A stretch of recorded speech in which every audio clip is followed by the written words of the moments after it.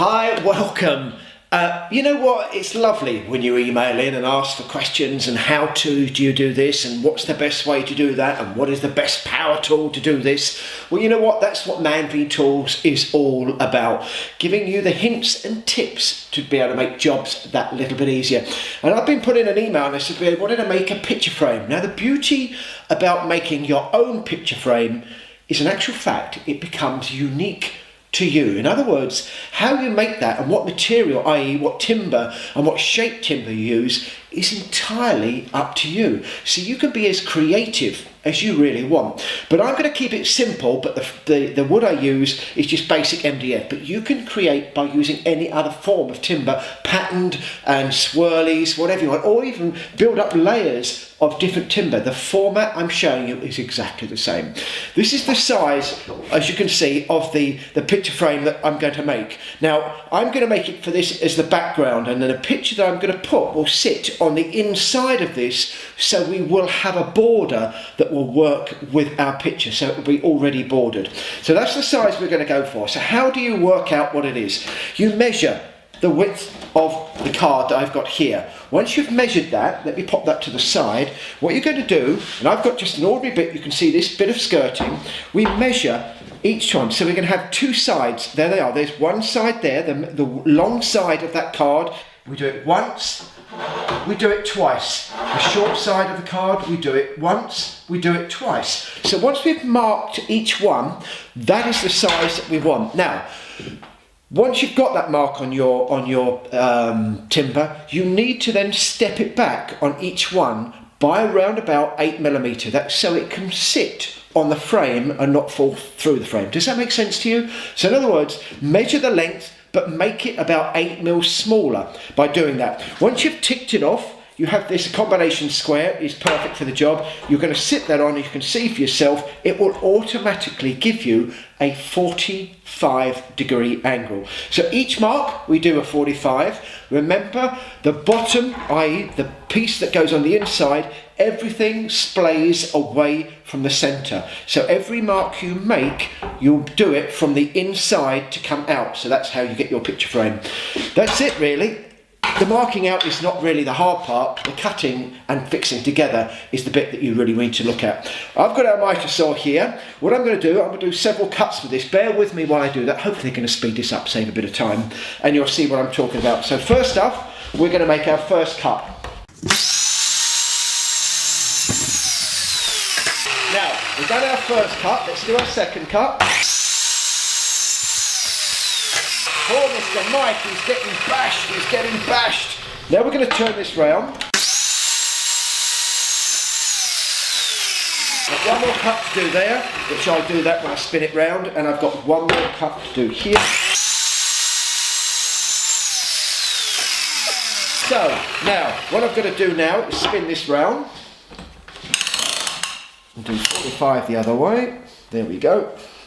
Now we can do the opposite cuts.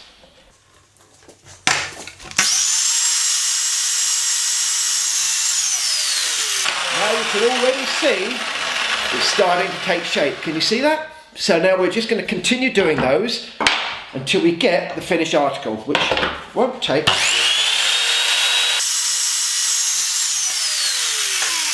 There's my two sides. Now we've got the long bits to do.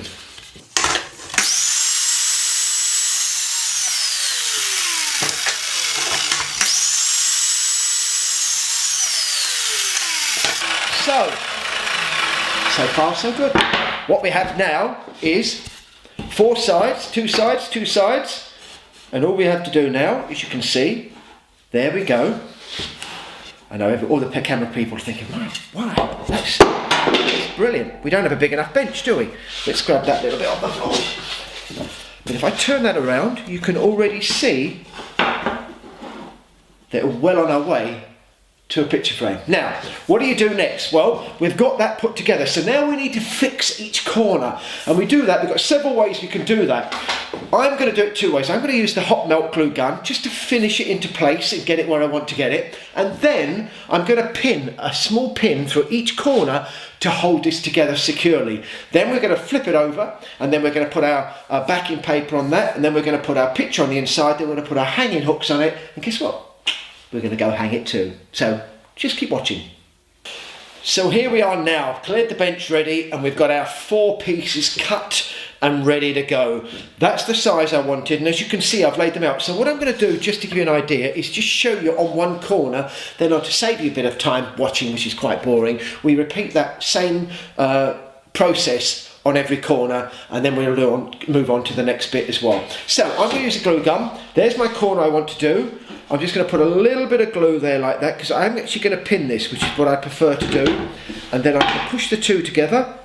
Now if you notice right there in the corner, that's a lovely, lovely snug fit. Can you see that? The glue's not quite gone off. Push them a bit harder, give it a second, and that's a really nice fit. What do you do about pinning it? Well, the pinning is really the important bit, because what we're going to do, we're going to put a pin right through this part here, which you can see. If you look at that, cameraman, it will go right through into that one, and a pin this way. Now you can buy segregated nails if you like, which are like wavy bits to do that. But first and foremost, I'm going to pin this. Let me get this put together, and you join me when it's all finished and we're ready to hang it. So what I've done now is actually put the frame together. It's all glued, it's all fixed, it's all pinned, and I've actually taken the liberty of actually putting a little bit of paint on it, the colour I want. And also what I've done is, because one of the guys here in production, their daughter made a beautiful little sort of, what would you call that? And actually I would say that's almost like a collage. I call it a collage of beauty. And I can see a little fish in there and all sorts of stuff. But anyway, I've mounted this, which is what she wanted. And of course, all we have to do now, as you can see, is put that up onto the wall. And when you look at that, how fantastic does that really look?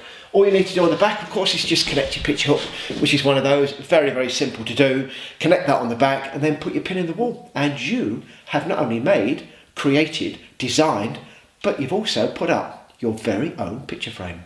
Well done.